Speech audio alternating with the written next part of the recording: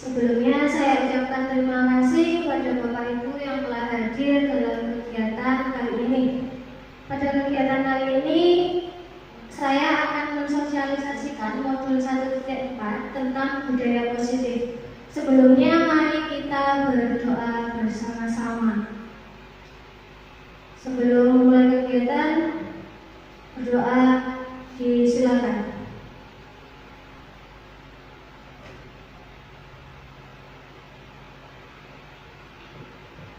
Berdoa selesai. Baik Bapak Ibu, ada yang tahu tentang budaya positif itu apa? Atau ingin tahu? Ingin tahu Bu. Budaya positif itu adalah pembiasaan menuju ke arah yang positif. Jadi pembiasaan yang dilakukan kepada murid-murid kita untuk menuju ke karakter yang positif. Nah, pada modul ini itu ada konsep utama tentang budaya positif. Yang pertama, kita akan membahas tentang perubahan paradigma belajar yang saat ini sedang viral ya dan dibahas oleh Bapak Menteri. Kemudian yang kedua tentang disiplin positif. Ketiga, nilai-nilai kebajikan. Keempat, kebutuhan dasar. Kelima, motivasi perilaku manusia. Keenam, posisi kontrol guru. Ketujuh, keyakinan kelas. Dan yang terakhir adalah segitiga restitusi. Nah, selanjutnya adalah perubahan paradigma baru, di mana pembelajaran dengan paradigma baru itu merupakan pembelajaran yang dirancang berdasarkan prinsip pembelajaran berdiferensiasi, sehingga murid belajar sesuai dengan kebutuhan dasarnya untuk mewujudkan profil pelajar Pancasila. Sudah kita ketahui bahwa profil pelajar Pancasila itu ada 6 topik ya. Jadi yang pertama ada beriman bertakwa kepada Tuhan Yang Maha Esa dan berakhlak mulia, kemudian mandiri, kemudian bernalar kritis, kreatif, bergotong royong dan berkebinekaan global. Nah, ada yang tahu dari Bapak Ibu pembelajaran berdiferensiasi itu apa? Mungkin dari Bapak Ibu guru kelas 1 dan 4. Pembelajaran menyesuaikan dengan bakat dan minat.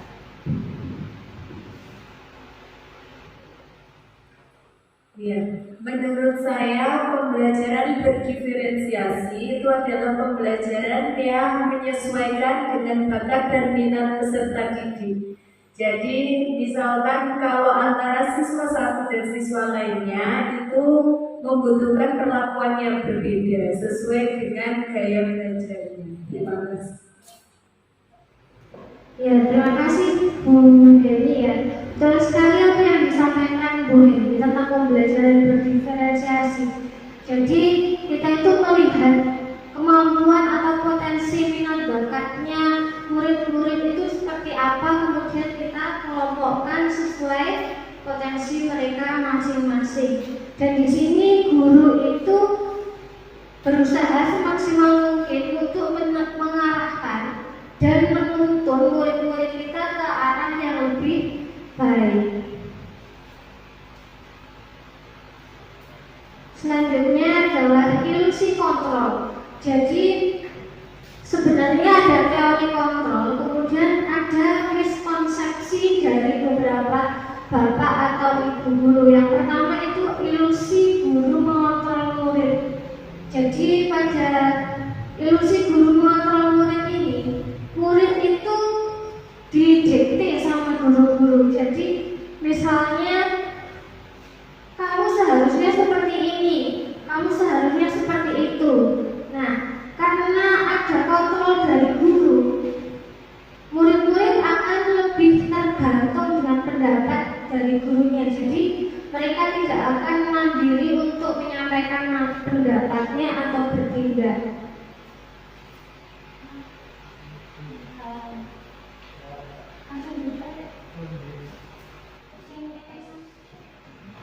Selanjutnya adalah ilusi bahwa semua penguatan positif, efektif, dan bermanfaat. Nah, ilusi ini juga akan mengakibatkan murid-murid itu bergantung pada gurunya. Meskipun penguatannya positif, jadi penguatan positif itu adalah bujukan. Guru itu membujuk murid-muridnya.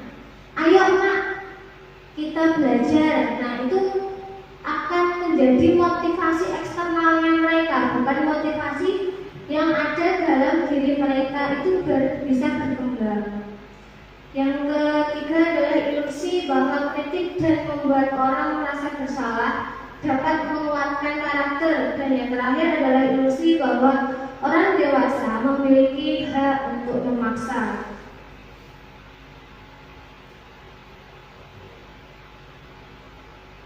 Selanjutnya adalah perubahan paradigma stimulus respon ke teori kontrol atau teori pilihan. Di sini saya sediakan tabel antara stimulus respon. Dulu kita kan pernah diajari sama Bapak Ibu guru kita ya, pada zaman dahulu itu pembelajarannya masih berpihak pada guru. Ya, sedangkan sekarang kita itu diminta untuk pembelajaran berpihak pada murid. Nah, keberpihakan kita kepada murid ini sesuai dengan teori kontrol. Kalau dulu mengandalkan stimulus respon, di mana realitas atau kebutuhan kita itu dianggap sama, padahal sebenarnya kebutuhan kita itu berbeda-beda. Kemudian pada stimulus respon, semua orang itu melihat hal yang sama, padahal gambaran antara setiap orang itu memiliki gambaran yang berbeda-beda ya. Yang ketiga adalah kita mencoba mengubah orang agar berpandangan sama dengan kita. Nah, pandangan orang pun juga berbeda. Misalnya kita melihat HP, orang bisa mengatakan bahwa ini HP, tapi ada orang yang bisa mengatakan bahwa ini Android atau smartphone, seperti itu ya. Jadi kita tidak boleh memaksakan pandangan atau gambaran terhadap orang lain, terutama pada murid-murid kita. Selanjutnya adalah orang lain bisa mengontrol saya. Nah, yang bisa mengontrol diri kita sendiri itu ya kita sendiri, bukan orang lain. Di bawahnya sudah dijelaskan bahwa yang bisa mengontrol adalah diri kita sendiri. Kemudian ada yang pemaksaan pada saat bujukan gagal. Jadi ketika bujukan kepada murid atau orang lain itu gagal, itu dipaksa. Sedangkan pada teori kontrol, murid-murid itu lebih diajak untuk berkolaborasi demi menciptakan pilihan-pilihan yang baru. Selanjutnya untuk stimulus respon itu masih berpikir tentang menang dan kalah. Tapi untuk yang teori kontrol itu berubah ke arah berpikir menang dan menang.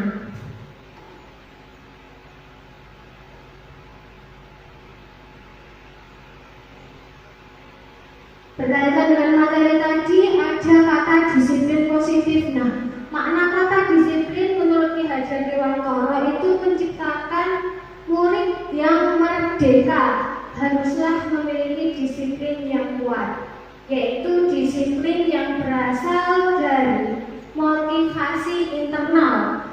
Ketika motivasi internal itu tidak berjalan, maka tugasnya seorang guru adalah untuk menuntun dan mengarahkan sesuai kodratnya murid. Kodratnya misalnya dia memiliki potensi atau bakat menggambar. Nah, kita arahkan bagaimana cara menggambar yang baik, bagaimana pewarnaan yang baik, seperti itu.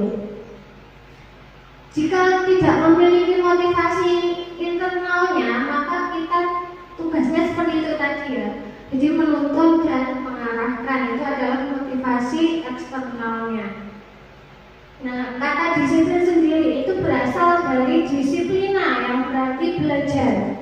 Namun dalam budaya kita di Indonesia itu makna kata disiplin berubah menjadi sesuatu yang dilakukan seseorang pada orang lain untuk mendapatkan kepatuhan, jadi lebih memaksa. Nah, kata disiplin ini yang kita ketahui apa itu? Tata tertib, ya kan? Pada saat ini kita kan tahunya bahwa disiplin itu adalah tata tertib yang harus kita patuhi, yang harus kita taati.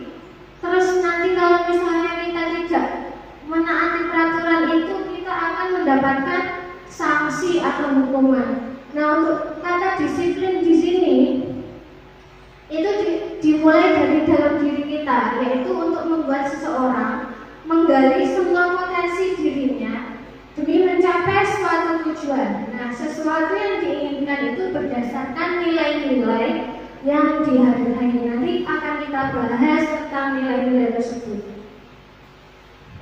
Di sini disediakan bagian disiplin positif. Ya, menurut Dr. William Glasser itu ada teori kontrol. Yang tadi dalam tabel teori kontrol sudah dijelaskan Anda tidak bisa mengontrol orang lain. Hanya Anda yang bisa mengontrol diri Anda sendiri. Nah, penjelasannya itu berkaitan dengan makna disiplin tadi ya. Kemudian yang kedua itu semua perilaku memiliki tujuan. Itu berkaitan dengan teori motivasi, di mana teori motivasi ini terbagi menjadi 3. Yang pertama adalah hukuman, yang kedua adalah imbalan, dan yang ketiga adalah menghargai diri sendiri. Kemudian berkaitan lagi dengan nilai-nilai kebajikan universal dan keyakinan kelas. Nanti kita akan membahasnya.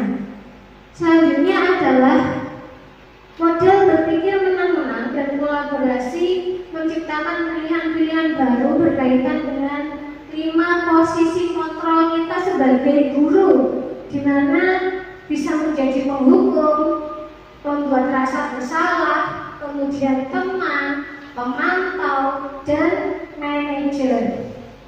Nanti kita simpulkan seharusnya tuh guru seperti apa di posisi kontrol itu tadi. Yang selanjutnya adalah segitiga restitusi, itu ada 3 langkah. Yang pertama adalah menstabilkan identitas, kemudian validasi kebutuhan, dan menanyakan keyakinan. Yang terakhir dari disiplin positif itu realitas kebutuhan kita berbeda. Kita berusaha memahami pandangan orang lain tentang dunia. Setiap orang memiliki gambaran yang berbeda. Itu berkaitan dengan 5 kebutuhan dasar manusia. Yang pertama adalah bertahan hidup. Setiap manusia kan pasti ingin bertahan hidup ya, tujuannya. Kemudian yang kedua ada penguasaan. Ketiga, kasih sayang dan rasa diterima. Keempat, kesenangan, dan yang terakhir adalah kebebasan. Nilai-nilai kebajikan universal itu berkaitan juga dengan disiplin positif, merupakan sifat-sifat positif manusia yang merupakan tujuan mulia yang ingin dicapai oleh setiap individu.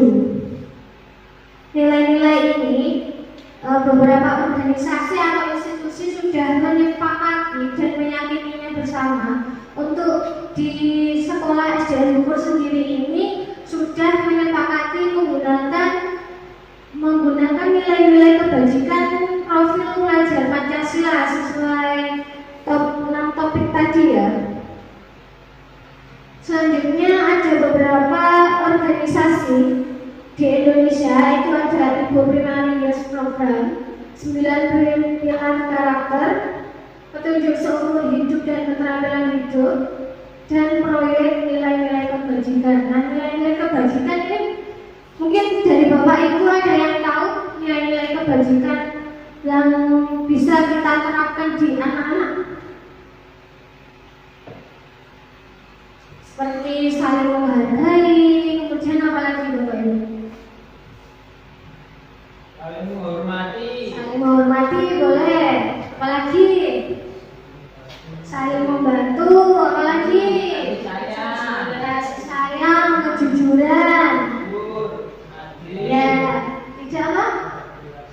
tidak pilih kasih boleh, apalagi banyak ya. Jadi ada kejujuran, kemandirian, toleransi, itu merupakan nilai-nilai kebajikan.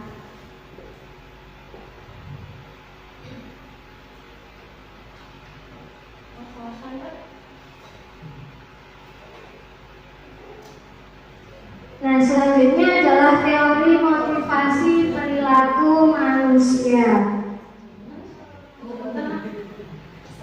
Nah, Bapak Ibu, menurut Diane Gosen dalam bukunya menyatakan ada 3 motivasi perilaku manusia.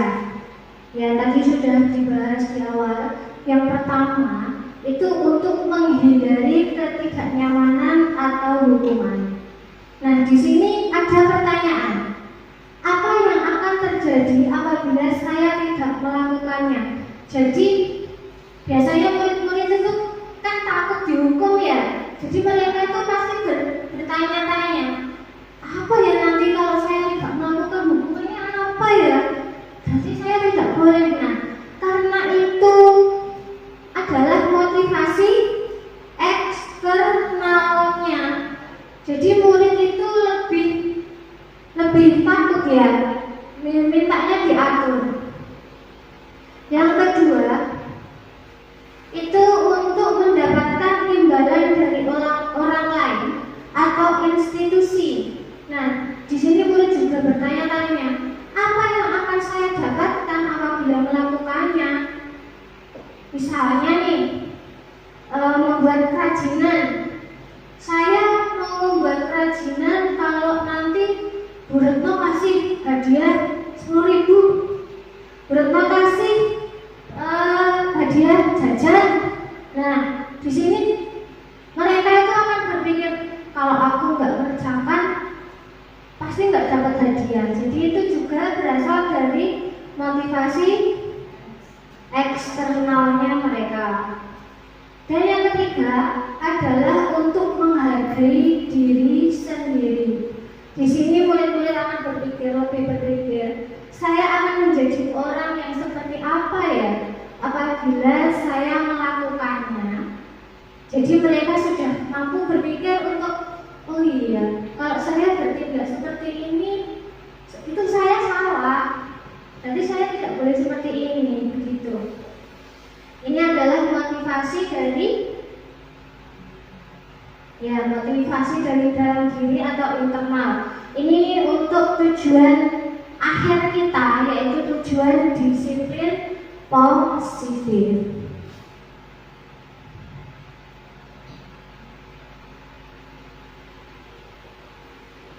Selanjutnya adalah dihukum oleh penghargaan. Bahwa penghargaan itu berlaku sama dengan hukuman. Jadi ketika anak-anak mendapatkan penghargaan, itu terkadang anak-anak juga merasa mendapatkan hukuman. Yang pertama, dalam arti meminta atau membujuk seseorang melakukan sesuatu untuk memenuhi suatu tujuan tertentu dari orang yang meminta atau membujuk. Kalau tidak ada bujukan, anak itu tidak akan berbuat. Kalau tidak ada penghargaan, anak itu tidak akan berbuat. Kalau bahasa Jawanya jaga nih, jadi anak-anak jaga nih pemberian dari kita. Nah, itu akan berdampak pada pengaruh jangka pendek dan panjangnya. Jangka pendeknya apa? Kalau kita memberikan awalnya itu akan efektif, ya. Memberikan penghargaan itu awalnya akan efektif, tapi lama-kelamaan apa? Oh, nanti aku pasti dapat penghargaan meskipun aku nggak berusaha. Seperti itu jangka panjangnya. Kalau bahasa Jawanya tuh ngenteng nih ya, jadi ngenteng nih. Selanjutnya itu akan tidak efektif penghargaannya, tidak berlaku sama murid-murid itu. Sudah terbiasa, karena saking terbiasanya mereka menganggap itu biasa. Nanti aku tetap dapat penghargaan meskipun aku nggak berusaha, kayak gitu ya. Seperti itu ya. Nah, selanjutnya adalah penghargaan merusak hubungan. Ini untuk merusak hubungan itu biasanya tentang peringkat kelas. Kalau sekarang kan sudah ditiadakan ya, peringkat kelas misalnya ranking 1, kemudian ada temannya yang ranking 2 biasanya, atau ranking terakhir. Nah, yang ranking terakhir itu kan biasanya dibully sama teman-temannya ya. Nah, itu akan merusak hubungan. Kemudian yang selanjutnya adalah penghargaan mengurangi ketepatan. Selanjutnya penghargaan menurunkan kualitas, mematikan kreativitas, menghukum. Ini juga sama seperti contoh yang ranking tadi. Jadi ketika ada murid yang ranking 1, untuk murid yang ranking 2 dia merasa dihukum. Merasa dihukumnya bagaimana? Ya, aku kok jadi juara 2 ya, padahal aku kacek tuh ya. Ya, selisih 1 angka. Ya Allah gitu, pasti getun ya, anak-anak tuh getun. Kok gak aku sih? Menyesal. Nah, itu juga menghukum hati murid-murid kita. Selanjutnya adalah penghargaan mengurangi motivasi intrinsik atau internalnya murid-murid kita. Ini contohnya itu misalnya ada murid kelas 1 yang sudah bisa membaca, atau anak-anak kita sendiri yang sudah bisa membaca. Dia itu akan bangga sendiri atau gembira sendiri ketika dia sudah lancar membaca. Tanpa kita beri penghargaan pun dia sudah gembira. Aku udah bisa baca, pasti laporan sama orang tuanya, laporan sama bapak ibu gurunya. Bu, aku sudah bisa baca. Nah, kita sebagai guru tidak perlu memberikan penghargaan. Oh iya nak, penghargaan benda ya maksud saya itu. Jadi, oh iya nak, bagus, lebih semangat lagi, seperti itu baru boleh. Kalau kita memberikan penghargaan benda, nanti tak hadiah tas, nah itu akan merusak kegembiraannya. Jadi anak, wah dapat tas rek, cuma gitu aja. Mereka tuh apa itu namanya? Jadi rusak kegembiraannya. Itu akibat mereka sudah memiliki motivasi intrinsik. Selanjutnya adalah perbedaan hukuman, konsekuensi, dan restitusi. Ya, untuk yang hukuman itu tidak terencana atau tiba-tiba. Apakah Bapak Ibu guru juga pernah melakukannya? Misalnya ada anak yang terlambat ke sekolah atau tidak membawa atribut lengkap saat upacara. Terus, kalian sini, kamu sini, hormat bendera. Pernahkah seperti itu? Sering. Nah, ya. Selanjutnya, murid tidak tahu apa yang akan terjadi atau tidak dilibatkan. Jadi dalam proses hukuman, mereka itu tidak tahu. Aku nanti dihukum apa itu tidak tahu. Langsung hormat, bersihkan kamar mandi. Nah, dia kan tidak tahu, mentalnya tidak akan siap seperti itu ya. Kemudian bersifat satu arah. Jadi yang mengontrol adalah gurunya, bukan murid. Kemudian berupa hukuman fisik atau psikis atau verbal. Bisa dari ucapan kita, bisa dari fisik seperti disuruh hormat tadi itu termasuk hukuman fisik ya. Terus untuk verbalnya, kamu ini tiap hari enggak bawa atribut lengkap. Nah itu merupakan hukuman verbal atau psikisnya. Untuk yang konsekuensi itu lebih terencana atau disepakati sesuai peraturan. Nah di sekolah ini kan sudah ada tata tertib atau peraturan sekolah. Itu merupakan konsekuensi. Jadi murid itu tahu apa hukumannya, apa sanksinya. Tapi ini membuat murid merasa tidak nyaman. Kemudian sikap guru juga selalu memonitor murid. Jadi misalnya kamu kan tahu konsekuensinya kalau nggak bawa topi itu gimana, harus diapakan.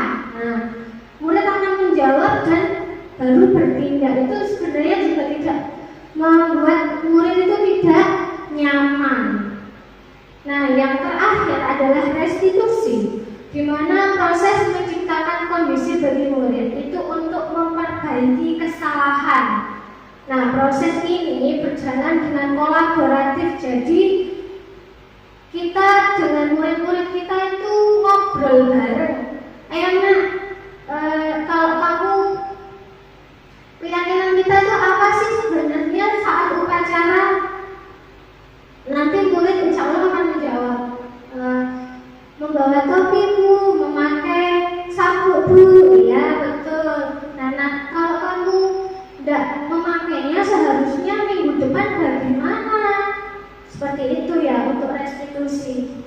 Jadi mencarikan solusi. Nah, kita itu hanya mengarahkan. Yang berpikir adalah muridnya. Mungkin dari sini ada yang ingin ditanyakan?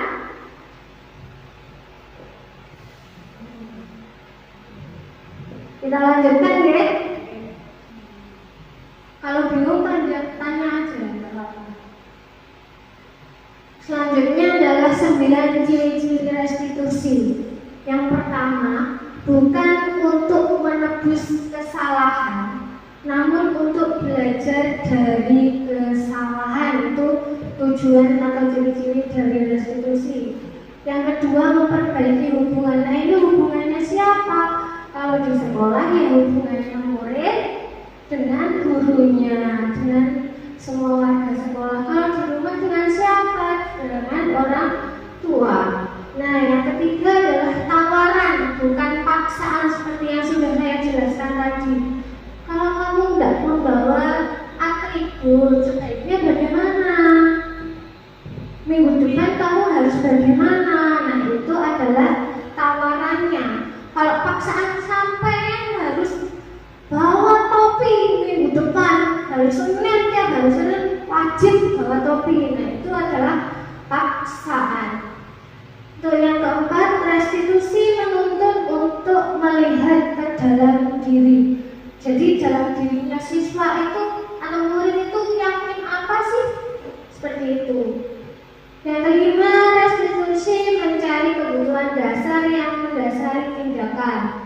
Karena restitusi diri adalah cara yang paling baik. Mengapa ini cara yang paling baik? Karena motivasi internal siswa akan terbangun. Nomor 7, restitusi fokus pada karakter, bukan tindakan. Nah, selama ini di SD Bukur juga sudah membiasakan karakter-karakter ya, seperti ibadah, kemudian kegiatan kepramukaan itu juga melatih karakter atau karakter murid ya, untuk mandiri, kemudian untuk bekerja sama dengan teman-temannya, seperti itu. Kemudian yang ke-8 itu restitusi fokus pada solusi. Jadi di sini saya berkali-kali mengucapkan bahwa guru itu tugasnya adalah mengarahkan dan menuntun murid-murid kita agar menemukan solusinya. 9, restitusi mengembalikan murid yang berbuat salah pada kelompoknya. Jadi diajak ngobrol lagi, diajak ngobrol. Tadi kamu kenapa sama temannya? Jadi tidak serta-merta ketika mereka bertengkar langsung disatukan terus ditanya berdua. Jadi tidak seperti itu. Ditanya satu-satu dalam ruang yang berbeda. Misalnya yang satu ditanya ketika istirahat, yang satunya ditanya ketika jam pulang sekolah. Dari itu setelah itu ketika mereka sudah yakin bahwa mereka itu harus bertindak seperti apa, besoknya kita gabungkan, kita tanya, sampean atau kamu kemarin bagaimana?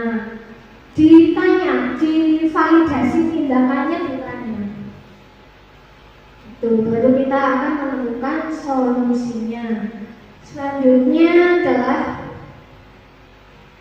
tentang keyakinan kelas. Bapak Ibu, mengapa harus keyakinan kelas bukan peraturan kelas? Mungkin dari Bapak Ibu ada yang pernah buat keyakinan kelas atau kesepakatan kelas? Ada yang sudah pernah membuat dengan murid-muridnya? Contohnya, kalau kita berkendara itu kenapa kok harus pakai helm? Biar tidak pecah. Apa ya Pak yang tidak pecah Pak? Yang tidak pecah apa ya Pak? Kepalanya. Kepalanya. Kalau jatuh dari tidak pecah ya. Ada lagi mungkin Menurut aturan. menurut aturan apa? Biar nggak panas. Biar nggak panas ya. Sekarang panas lah ya. Panas. Panas. Biar nggak kelilipan. Biar nggak kelilipan. Ada lagi mungkin untuk keselamatan. Nah, dari beberapa yang telah disebutkan Bapak Ibu guru ini tadi, ada dua motivasi.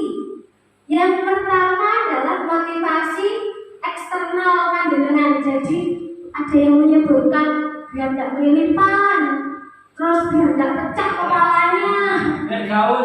biar gaul, biar gaul. Terus apa lagi? Nah kalau biar aman berarti motivasi dari mana? Biar selamat, biar aman, itu motivasi dari dalam diri kita. Kalau mau keluar menggunakan kendaraan bermotor, kalau tidak pakai helm, nanti kalau terjadi apa-apa di jalan, waduh, biar aman tak pakai helm aja wis. Nah itu adalah motivasi dari dalam diri kita atau motivasi internal. Nah yang kita butuhkan untuk murid-murid kita itu seperti itu. Kita membangun motivasi internalnya murid-murid. Dengan cara apa? Yaitu membuat keyakinan kelas, bukan peraturan kelas. Kalau peraturan kelas itu yang mengontrol adalah guru. Nah sedangkan keyakinan kelas adalah kesepakatan dari murid-murid atau kelas itu. Ini adalah disiplin positif yang paling sederhana kita terapkan untuk di sekolah ini. Nah, ini selanjutnya adalah keyakinan kelas. Pengertiannya sesuatu yang diyakini bersama berasal dari penyatuan pikiran untuk menjadi nilai-nilai kebaikan atau kebajikan. Tadi sudah dibahas ya, nilai-nilai kebaikan atau kebajikan. Nah, ketika murid meyakini nilai-nilai tersebut, mereka akan lebih bertanggung jawab dalam bertindak. Ya, jadi ketika mereka lupa, minta tolong temannya untuk mengingatkan, bukan dengan cara dihukum, tapi diingatkan, dinasehati. Nah ini adalah ciri-ciri dari keyakinan kelas. Yang pertama itu bersifat abstrak, jadi sifatnya itu umum, bukan khusus. Kalau peraturan kelas kan sifatnya khusus ya, datang kurang dari 15 menit, nanti sanksinya apa. Kalau keyakinan kelas itu sifatnya abstrak, contohnya tadi saling menghargai, kemudian saling menghormati, seperti itu. Kemudian berupa pernyataan universal. Pernyataan itu dibuat dalam bentuk positif, jadi menggunakan kata yang bukan negatif. Contoh kata negatif itu apa? Bapak Ibu? Ojo. Nah, jangan itu ojo. Ojo itu adalah kata negatif. Ada yang tahu lagi mungkin belum? Belum itu kan ya, dilarang bener. Don't. Dan juga jangan Bapak. Selanjutnya apa? Jangan, tidak. Meni. Sama Bapak. Jangan Jangan tidak tidak dilarang ya. Jadi ada 3 kalimat negatif. Yang pertama adalah jangan, tidak, dan dilarang. Dilarang apa buang sampah? Berarti keyakinan kelas apa bukan? Peraturan apa keyakinan? Peraturan. Jangan tutup pintu itu. Nah, itu apa berarti? Keyakinan. Peraturan apa keyakinan Pak Agung? Keyakinan.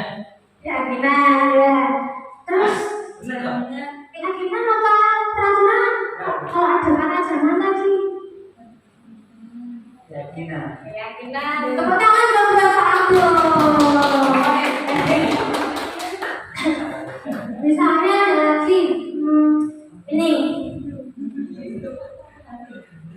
waktu masa COVID kemarin dilarang berjabat tangan. Peraturan. Peraturan, tepuk tangan lagi buat Agung. Ya, sudah paham ya Bapak Ibu tentang keyakinan kelas dan peraturan kelas. Perbedaannya sudah tahu ya? Oke. Nah, kita lanjutkan.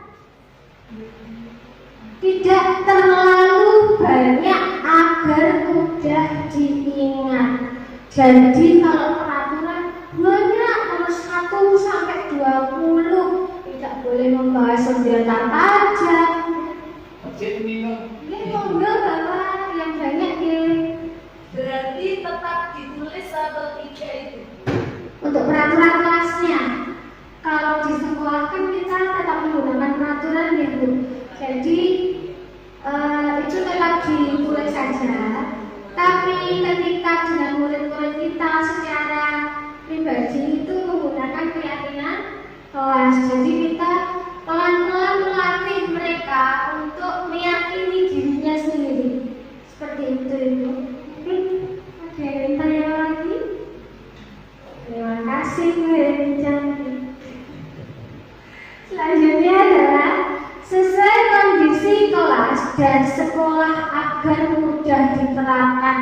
Jadi jangan mulu-mulu. Misalnya di sini bisanya saling menghargai. Ya itu diproses terus anak-anaknya dilatih terus. Kalau lupa bagaimana? Ya itu tugas teman-temannya untuk mengingatkan. Kita sebagai guru juga bertugas untuk mengingatkan. Keyakinan kelasnya kemarin apa? Seperti ini Bu. Nah, kalau ada orang berbicara di depan harusnya bagaimana, Bro? Nah, harus memperhatikan. Kalau harus memperhatikan sesuai dengan keyakinan kelas yang mana?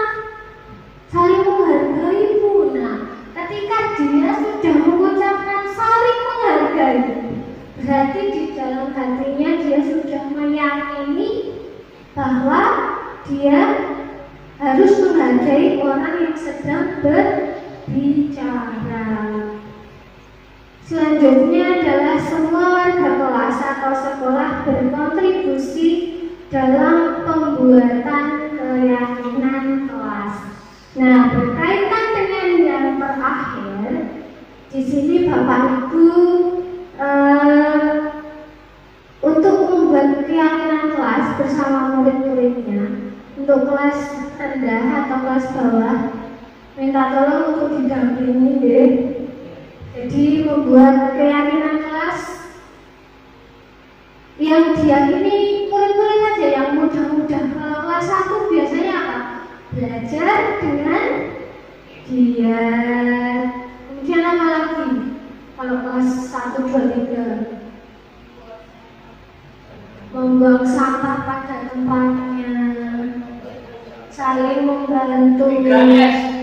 3S apa Pak? Kayak gitu. Senyum sama sama. Ini Pak, ini guru yang kita biasa buku ya? Iya Pak. Iya, kita Oh iya, ini calon Pak Baka ya? Oh, bapak-bapak. Pak KS, calon Pak KS. Kemudian untuk yang kelas tinggi itu anak-anak biasanya sudah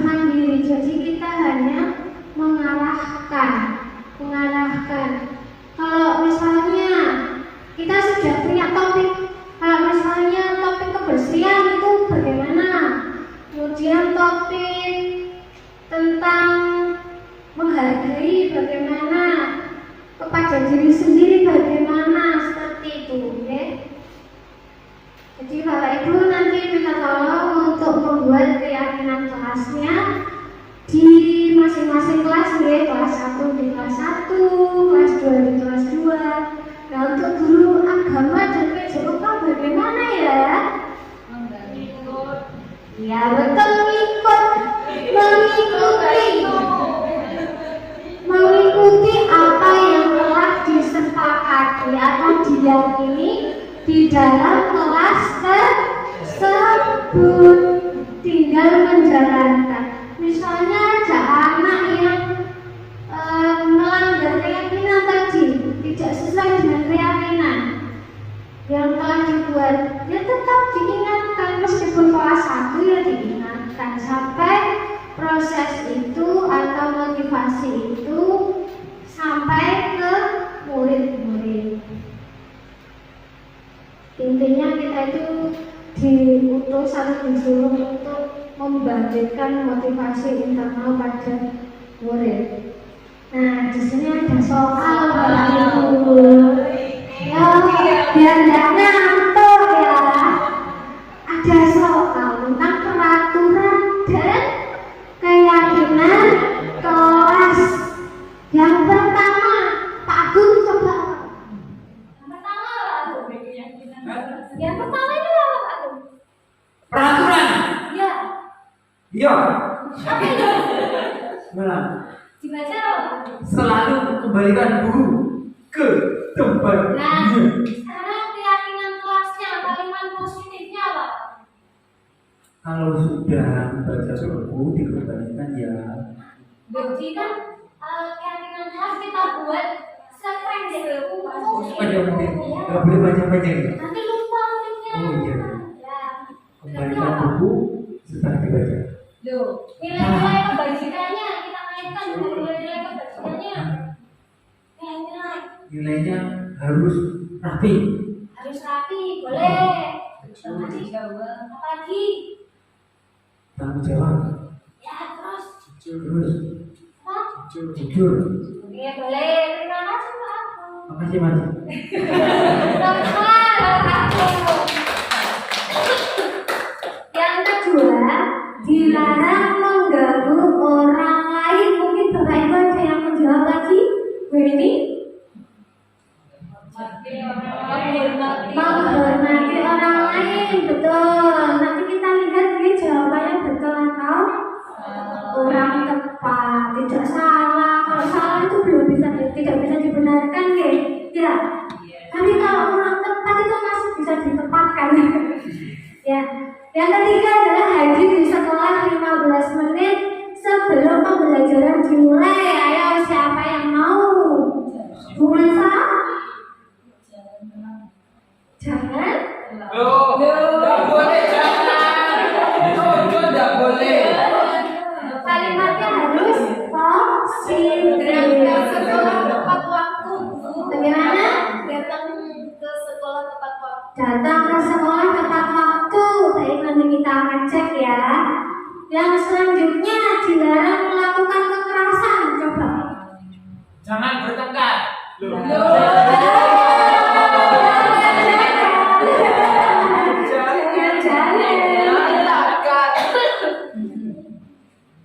Bagaimana? Dilarang melakukan kekerasan. Berarti kalau ada kekerasan tuh bagaimana sekolahnya? Berkaitan dengan nilai orang.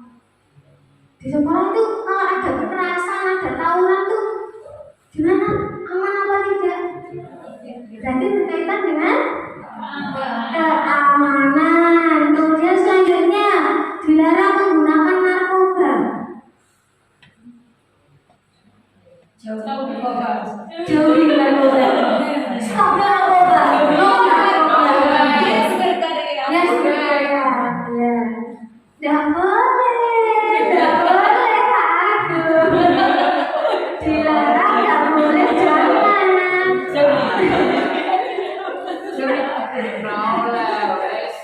Iya. Sekarang yang selanjutnya bergantian atau menunggu giliran. Tertib. Tertib. Selanjutnya gunakan masker.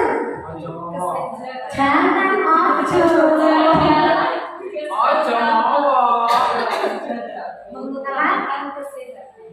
menggunakan masker, Jangan bernapas.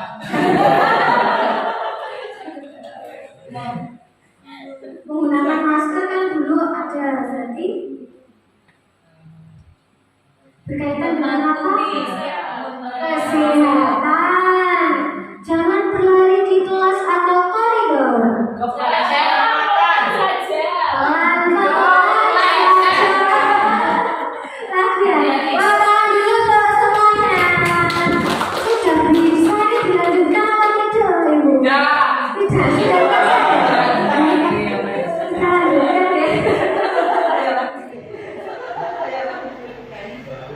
Coba sekarang kita amati betul apa? Betul jawabannya nih. Yang pertama berkaitan dengan tanggung jawab. Tadi Pak Agung nyebutkan apa ya? Ada tanggung jawabnya. Tadi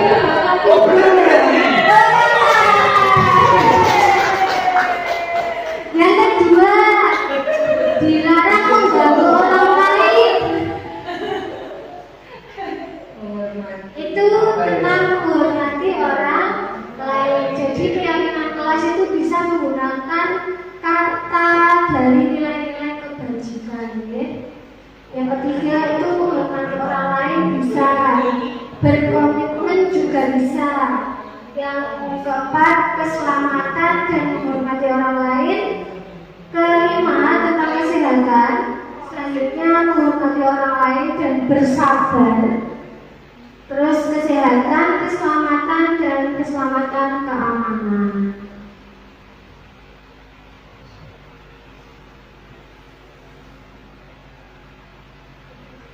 Selanjutnya adalah kebutuhan dasar manusia. Ini ada 5 kebutuhan dasar manusia.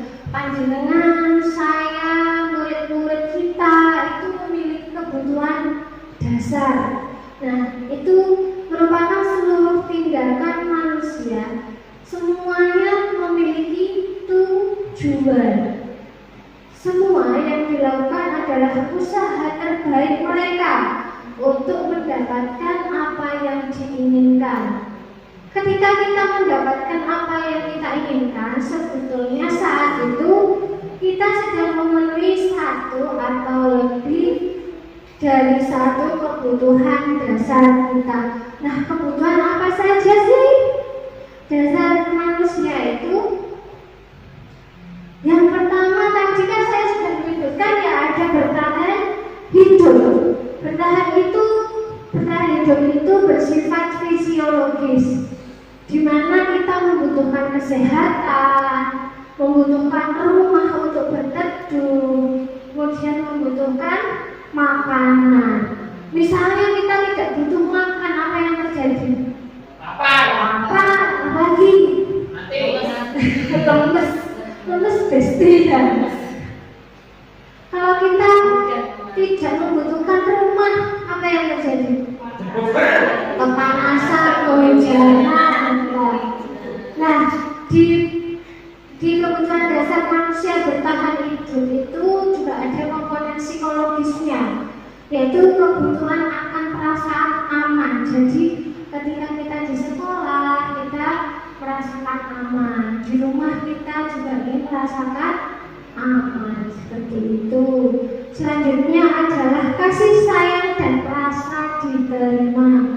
Itu kebutuhan seseorang untuk diterima di kelompoknya, kemudian dipedulikan, saling berbagi di kelompoknya, saling bekerja sama dan menjadi bagian dari dalam kelompok. Sedangkan penguasaan, kebutuhan dasar manusia penguasaan itu adalah pengakuan atas kemampuannya. Biasanya ini murid-murid ya, murid-murid kita sendiri juga seperti itu sih sebenarnya. Pengakuan atas kemampuan itu misalnya ada murid yang biasanya diem gitu, padahal dia itu punya kemampuan, tapi guru kadang tidak tahu. Ya, padahal anak itu cerdas, padahal anak itu kreatif, tapi kadang guru itu tidak tahu.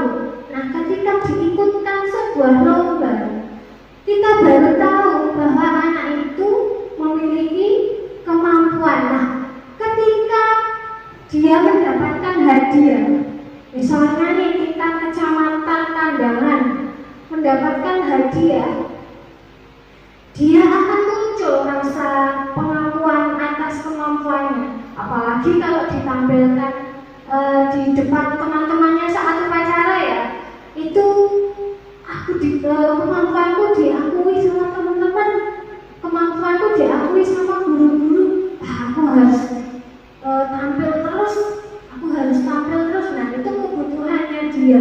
Jadi sebelumnya dia hanya diam saja, setelah diikutkan lomba, kebutuhannya atas pengakuan akhirnya muncul. Jadi dia sudah tidak diam lagi, dia akan lebih berkreasi. Seperti itu. Jadi kita sebagai guru itu harus tahu kebutuhan murid-murid kita itu apa. Selanjutnya adalah kebebasan. Kebebasan ini berkaitan dengan kemandirian, kemudian mempunyai pilihan, mencoba hal-hal baru, mengendalikan arah dirinya. Yang terakhir adalah kesenangan, bermain, mencari kesenangan, tertawa, bergurau. Biasanya ini terjadi saat pembelajaran. Jadi ketika ada guru yang, kalau sekarang kan gurunya kalem-kalem ya, marah itu sepertinya tabu ya bagi guru muda-muda sekarang ya. Ya, itu murid-murid itu kadang nggak mau mengerjakan PR, terus apa? Meremehkan PR, terus mengganggu temannya saat mengerjakan. Nah, dia itu butuh kesenangan sebenarnya. Jadi untuk memuaskan dirinya. Aku tuh seneng ganggu temanku. Aku loh bisa tertawa, aku bisa tertawa kalau ganggu teman-temanku. Seperti itu. Jadi dia itu butuh kesenangan.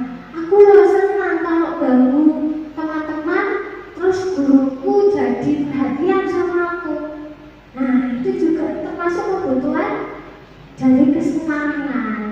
Jadi kita sebagai bapak ibu guru di sekolah, terutama kan kita orang tua di sekolah, kita itu harus tahu kebutuhan dasarnya anak-anak. Agar apa?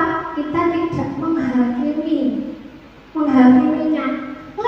Kamu tuh bingung aja. Nah, anak itu malah akan tertusuk hatinya. Ya, seperti itu. Selanjutnya adalah 5 posisi kontrol guru. Yang pertama adalah sebagai penghukum.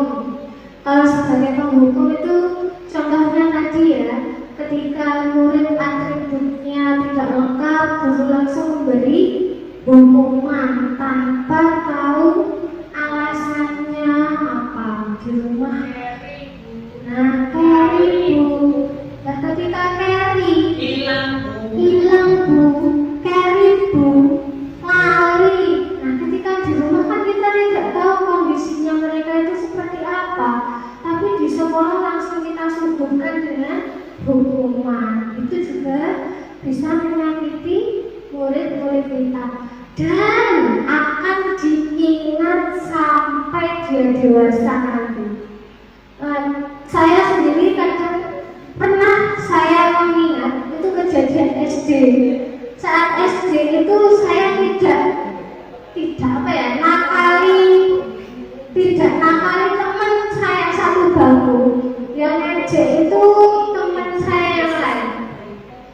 Itu sama teman saya yang ngejek, malah saya yang dilaporkan. Itu buruk yang ngejek, akhirnya si Rini itu nangis bu. Nah, si guru ini, ibu guru ini, masih saya ingat namanya juga. Hasilnya tidak boleh sebut merek katanya. Nah, itu langsung itu langsung lah, mau apa itu? Bocah ini kok sampai nangis? Itu saya nggak tahu apa nggak usah satu bangku sama ini gitu. Oh ya sudah beneran kan ya. Biasanya kan kalau di SD dulu zaman dulu itu digandeng-gandeng satu meja kan 2 anak ya itu. Nah pulangnya itu terakhir. Nah di situ ada 3 anak. Yang satu itu yang ngejek, saya sama teman saya yang namanya Rini itu tadi. Dan terus yang laporan yang ngejek malah kan ibu guru saya kan nggak tahu alasan saya atau kejadiannya bagaimana. Seharusnya kan ditanya dulu, bukan langsung menghukum atau menghakimi seperti itu. Selanjutnya adalah pembuat merasa bersalah. Ini biasanya sering terjadi sama bapak ibu guru yang kalem. Jadi gini bilangnya, nah saya tidak kasihan sama Bu Retno saya lo udah bikin kecewa Bu Retno, saya nggak mau berubah. Nah itu adalah membuat merasa bersalah. Itu akan merusak hatinya juga. Jadi hatinya, loh aku buat kecewa guruku, gimana ya? Dia pikirannya akan negatif. Selanjutnya adalah sebagai teman, posisi kontrol guru sebagai teman. Di sini mengajak atau merangkul murid untuk saling berbagi pendapat. Nah, sampean atau kamu tadi berbuat apa? Terus nggak apa-apa, setelah besok jangan diulangi lagi ya. Nah itu sambil senyum. Jadi posisi kita sebagai teman itu kita tersenyum, padahal anak itu tadi melanggar keyakinan. Jadi lebih sebagai teman itu sikapnya tertawa, terus merangkul, seperti itu. Merangkul bukan arti memeluk ya, tapi mendampingi lebih dekat, posisinya lebih dekat. Sampean tadi loh apa? Kenapa? Terus nggak apa-apa terlambat dan duduk. Itu adalah posisi teman. Selanjutnya adalah pemantau. Di sini tugasnya guru itu memantau itu. Jadi tadi sudah ada aturan-aturan atau keyakinan. Guru itu memantau tindakan murid-muridnya. Yang terakhir adalah posisi sebagai manajer. Sebagai manajer ini lebih mengajak murid-muridnya untuk berkolaborasi, ngobrol bareng, terus mencari solusi bersama. Jadi bisa sebagai teman, bisa jadi sebagai pemantau, itu masuk ke manajer. Nah, pertanyaannya, posisi kontrol mana yang paling bagus? Bu Ella sebagai teman, ada yang lain? Sebagai manajer, ada yang lain lagi? Penghukum, aku bahaskan penghukum ya. Aku di sekolah suka menghukum murid-muridnya ya. Berarti kita harus berubah ke arah yang lebih baik ya Pak Agung ya. Nah sebenarnya posisi kontrol ini kita butuhkan semuanya. Tapi alangkah lebih baik kalau kita melakukannya mulai dari teman, menjadi pemantau, lalu kita bisa menjadi manajer untuk murid-murid kita. Dimana kita bisa mendampinginya, bisa mengarahkan, bisa memecahkan masalahnya bersama tanpa menghakimi.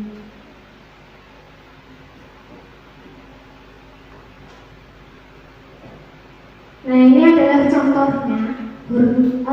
Saat upacara murid tidak memakai atribut lengkap. Hormat pada bendera selama 1 jam. Itu adalah posisi kontrol sebagai penghukum. Kamu selalu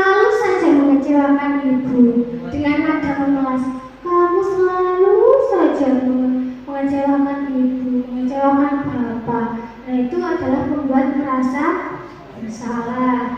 Yang ketiga, ayolah sekali ini saja ikuti aturan sekolah ya, sambil tersenyum ngomongnya. Berarti posisi kita sebagai teman. Yang keempat, kamu sudah melanggar aturan sekolah. Jadi konsekuensinya apa? Ditanya konsekuensinya. Itu adalah sebagai pemantau. Yang terakhir, apakah kamu tahu kesalahannya? Bagaimana memperbaikinya? Jadi lebih mengajak diskusi anak-anak atau murid-muridnya. Itu adalah posisi kontrol sebagai manajer. Nah, sekarang Bapak Ibu coba diamati. Ada soal lagi nih, biar nggak ngantuk ya. Adik, kamu ini bagaimana ya? Kamu sudah berjanji dengan Ibu tidak akan terlambat lagi. Kamu kenapa ya senang sekali mengecewakan Ibu? Ibu benar-benar kecewa sekali. Buat merasa bersalah. Coba kita cek. Oh iya betul, tepuk tangan untuk Bapak Ibu. Selanjutnya ada soal lagi nih. Terlambat lagi, pasti terlambat lagi. Selalu datang terlambat. Kapan bisa datang tepat waktu? Kondisi? Apa? Pemantau. Ada yang lain? Kita cek ya, pemantau atau bukan? Nah, posisinya sebagai penghukum. Terlambat lagi, pasti terlambat lagi. Selalu datang terlambat. Kapan bisa datang tepat waktu? Berarti tidak harus menghukum ya, Bu ya. Tidak harus, tapi kan hukuman kan ada dua tadi. Ada hukuman fisik dan ada hukuman verbal. Kalau hukuman ini berarti masuk yang verbal apa fisik? Kita harus bisa membedakan ya. Biasanya hukuman verbal itu lebih menyakiti hati anak ya. Maklum ya. Yang ketiga, kamu terlambat 15 menit. Apakah kamu sudah mengerti konsekuensi yang dilakukan bila terlambat? Jawabnya? Apa? Manajer. Ya, coba tebak lagi. Pemantau kita cek ya. Dua tangan. Satu poin dua. Selanjutnya. Ya, jadi kamu terlambat. Kira-kira bagaimana kamu akan Manajer. coba kita cek. Ya, teman-teman.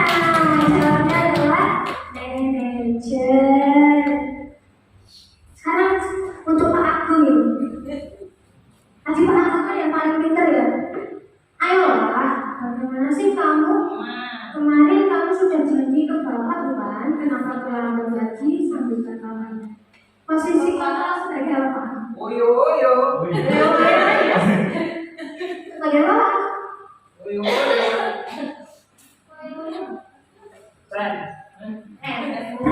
Friend itu bahasa Indonesianya apa ya?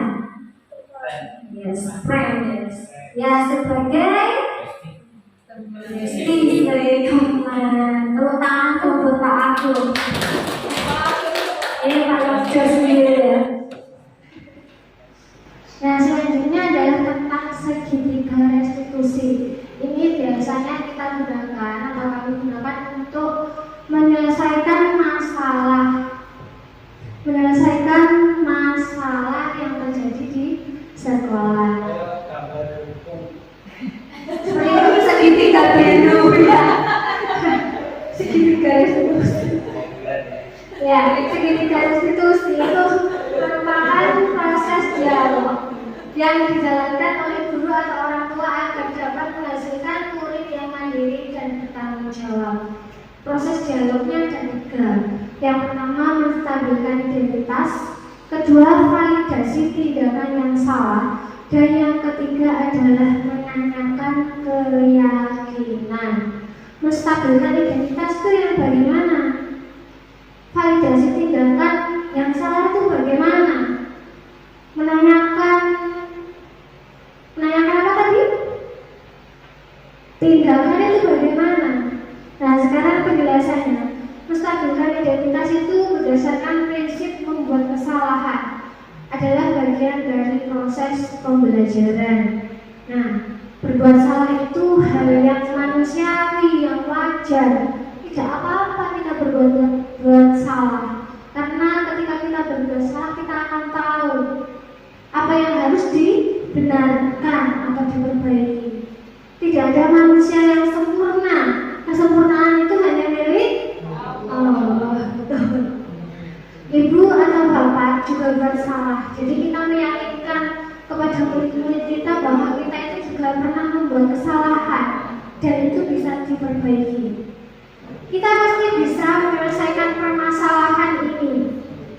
Ya, kita bisa menyelesaikan permasalahan ini, bisa mencari solusinya bersama-sama. Kemudian ibu bapak tidak tertarik mencari siapa yang salah, tapi ingin mencari solusi dari permasalahan ini. Jadi ini nanti kalimat-kalimat yang akan digunakan dalam segitiga restitusi pada dialog menstabilkan identitas. Yang terakhir, kamu berhak merasa begitu. Jadi tidak ada paksaan ya. Yang kedua adalah validasi tindakan yang salah. Di sini kita mengarahkan murid-murid pada tindakan mereka yang salah itu. Setiap tindakan itu dilakukan dengan suatu tujuan, yaitu memenuhi kebutuhan dasar. Seperti tadi kebutuhan dasarnya ada 5 ya. Membantu murid untuk mengenali kebutuhan dasar yang ingin dipenuhinya ketika melakukan kesalahan itu.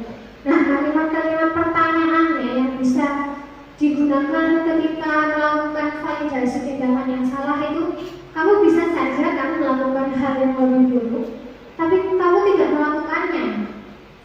Kamu pasti punya alasan mengapa melakukannya. Apa yang penting bagi kamu? Kamu boleh tetap berusaha menjaga sikap itu, tapi tambahkan sikap yang lain, yang baru. Maukah kamu belajar cara lain untuk mendapatkan yang kamu butuhkan tanpa harus memukul? Ini biasanya terjadi pada murid-murid yang sering bertengkar ya. Apakah kamu bisa melakukan dengan lebih baik besok lagi? Nah, itu adalah pertanyaan tentang validasi tindakan yang salah. Yang terakhir adalah menanyakan keyakinan. Murid akan siap untuk dihubungkan dengan nilai-nilai yang dia percaya dan berpindah menjadi orang yang dia inginkan. Jadi ketika dia sudah meyakininya, dia akan berubah ke arah yang lebih baik, yang lebih positif. Pertanyaan yang bisa digunakan saat menanyakan keyakinan: apa yang kita percaya sebagai kelas atau keluarga? Apa nilai-nilai umum yang telah kita sepakati? Apa bayangan kita tentang kelas yang ideal? Dan kamu mau jadi orang yang seperti apa nantinya? Itu adalah menanyakan keyakinan. Keyakinan apa yang telah kita sepakati di dalam kelas? Nanti kalau sudah masuk ke dalam dirinya, itu akan anak-anak akan lebih melakukan tindakannya lebih bertanggung jawab. Nah, ini adalah contoh validasi tentang segitiga restitusi yang sudah saya lakukan.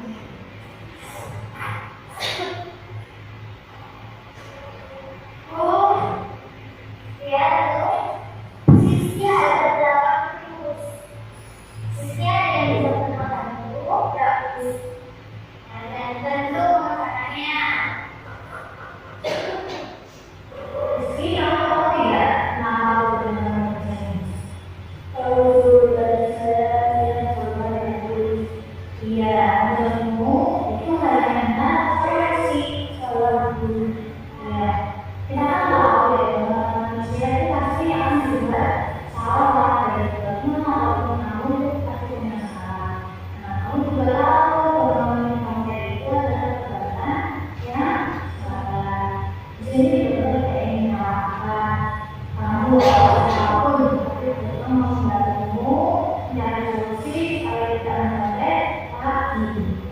Sebenarnya apa sih adalah komunikasi melihat satu dari belakang sampai terus ketika belajar di karena pasti kayaknya dulu ya sampai kamu tidak belajar terus akhirnya dari mana ketika kamu mengikuti PAS ini jadi tidak bisa menjawab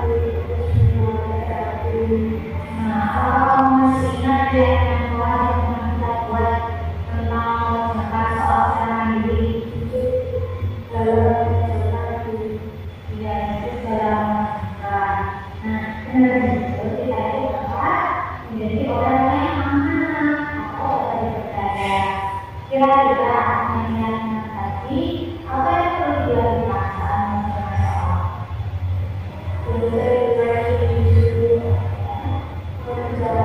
mengenai dan berdoa yang saya mana ini harus ada dengan sungguh-sungguh serta mengerjakan soal mengerjakan semampunya lalu usahakan kepada Allah dengan berdoa berisi nah berarti itu sudah tahu ya apa yang harus dilakukan sudah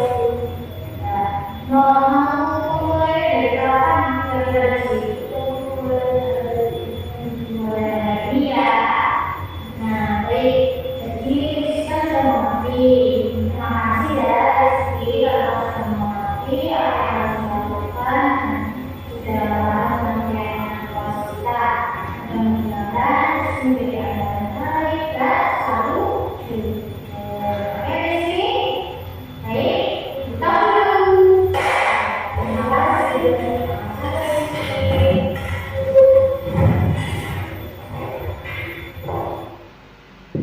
Nah, itu tadi adalah kegiatan segitiga restitusi ketika menghadapi permasalahan di dalam kelas. Tadi Rizky itu nyontek temannya ya Bapak Ibu. Kita sebagai guru bagaimana caranya untuk menstabilkan identitasnya, kemudian validasi tindakan yang salah itu seperti apa, lalu menanyakan keyakinan. Nah, tujuan menanyakan keyakinan itu agar di dalam hatinya muncul motivasi internal. Dari sini ada pertanyaan? Ya, Bu Eni.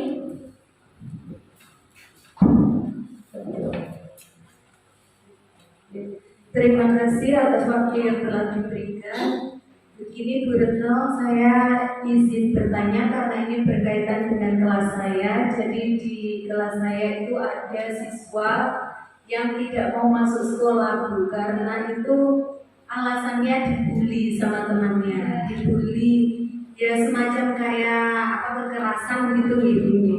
Nah akhirnya saya kan berpikir itu tadi Bu Retno kan menjelaskan mengenai segitiga restitusi. Nah menurut jenengan, apakah permasalahan yang terjadi di kelas saya itu bisa diselesaikan dengan menggunakan segitiga restitusi tadi? Lalu bagaimana cara melakukannya? Terima kasih. Tepuk tangan dulu untuk Bu Eni.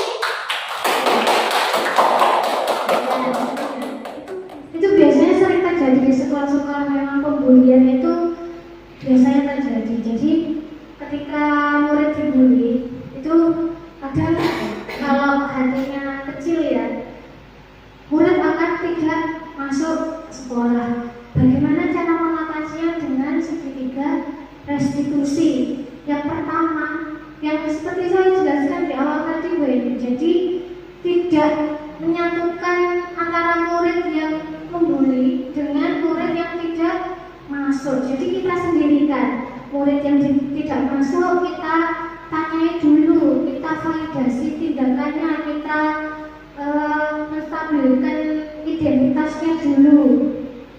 Kalau sudah ditanyakan, menanyakan keyakinannya yang benar itu seperti apa, kalau tidak masuk itu bagaimana, terus memperbaikinya bagaimana, keyakinanku itu seperti apa. Terus nanti di jam lainnya atau di waktu lainnya itu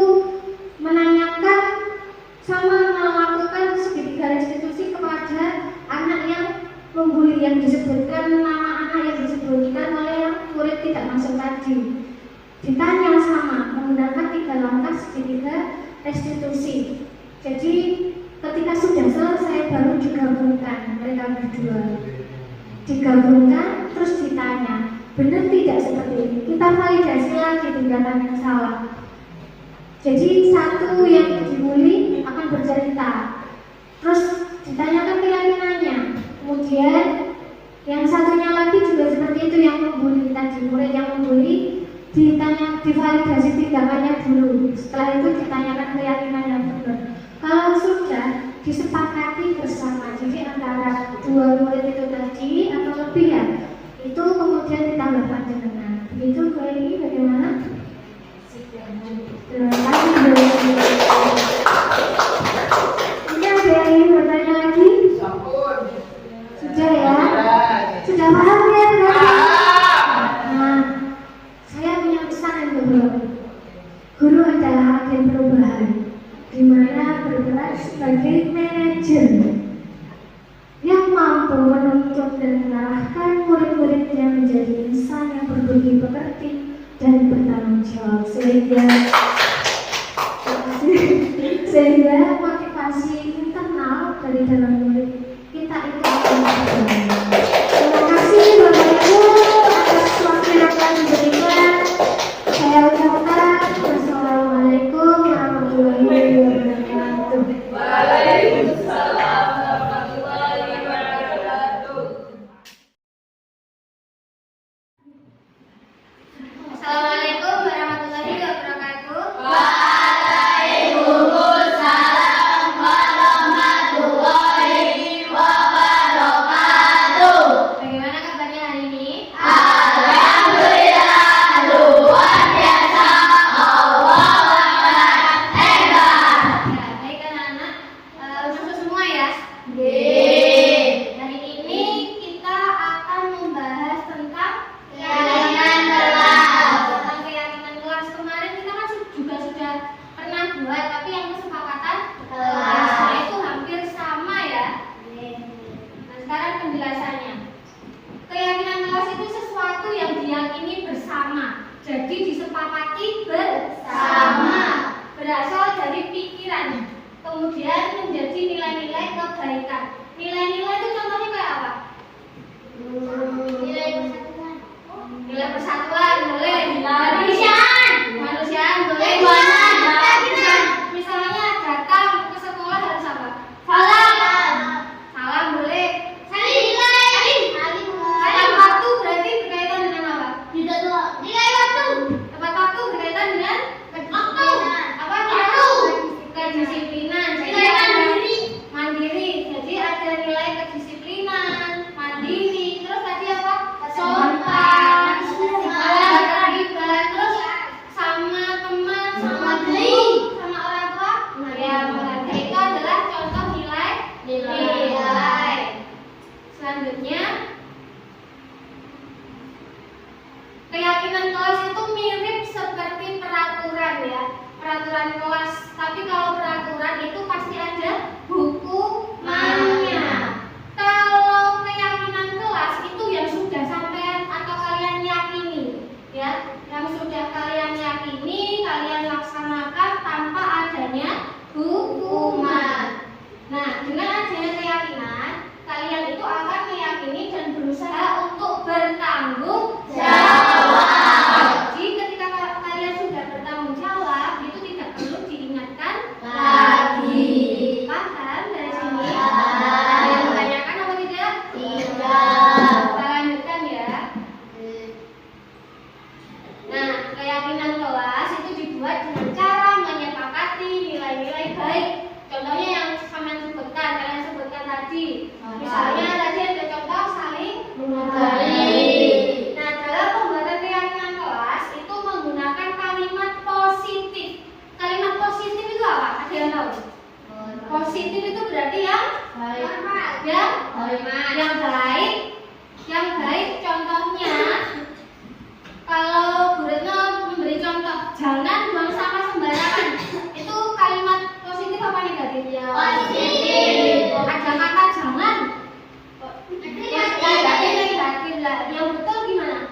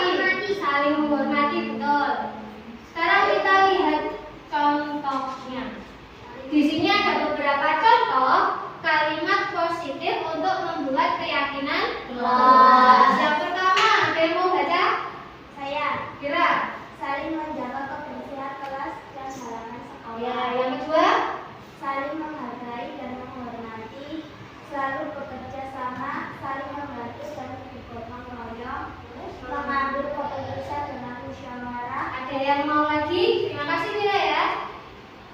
Yang mau? Meningkatkan kedisiplinan. Ya.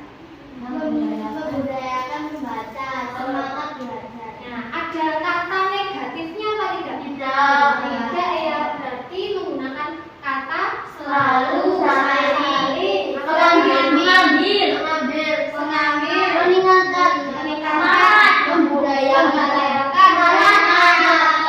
Contoh yang kedua, yang sederhana. Di sini ada Elsa. Kalau keluar minta izin. Ya, jika keluar minta izin.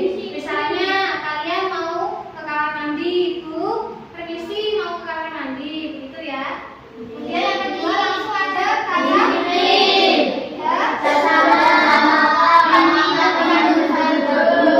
Biasanya Bruno selalu ingatkan kalian loh.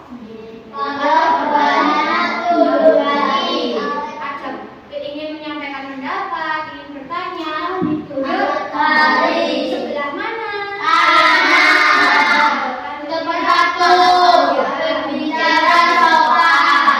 Jadi tidak ada kalimat negatif. Ya, ada pertanyaan dari sini. Sudah paham? Nah, kalau sudah paham, kita bersama-sama membuat keyakinan kelas ya. Siap? Siap? Ya, ikut lagi.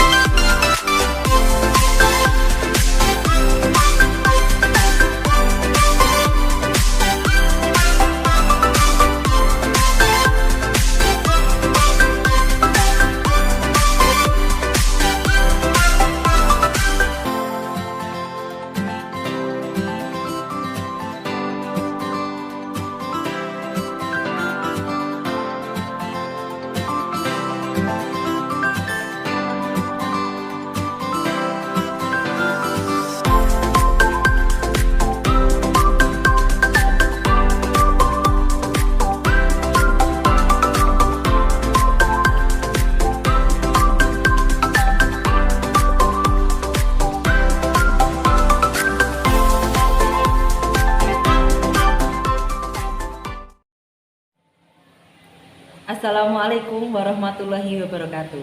Perkenalkan, nama saya Elok Cahyaning Ermawati. Saya guru kelas 1 SDN Bukur, Kecamatan Kandangan. Rekan sejawat dari Bu Retno, CGP Angkatan 7 Kabupaten Kediri. Saya mewakili rekan-rekan akan memberikan tanggapan terkait sosialisasi yang telah dilakukan oleh Ibu Retno. Setelah saya mengikuti kegiatan sosialisasi budaya positif, kami tertarik dalam menerapkan dan banyak hal yang perlu kami ubah, salah satunya dengan membuat keyakinan kelas. Dengan berjalannya waktu, kami berharap di SDN Bukur dapat mewujudkan budaya positif yang berkesinambungan sehingga murid merasa nyaman dan aman. Terima kasih. Assalamualaikum warahmatullahi wabarakatuh. Assalamualaikum warahmatullahi wabarakatuh. Saya Ratu dari kelas 5 SDN Bukur. Setelah saya dan teman-teman membuat keyakinan kelas, kami merasa senang. Menurut saya, keyakinan kelas sangat penting karena dapat melatih tanggung jawab dan membuat kami lebih baik lagi. Terima kasih Bu Retno. Wassalamualaikum warahmatullahi wabarakatuh.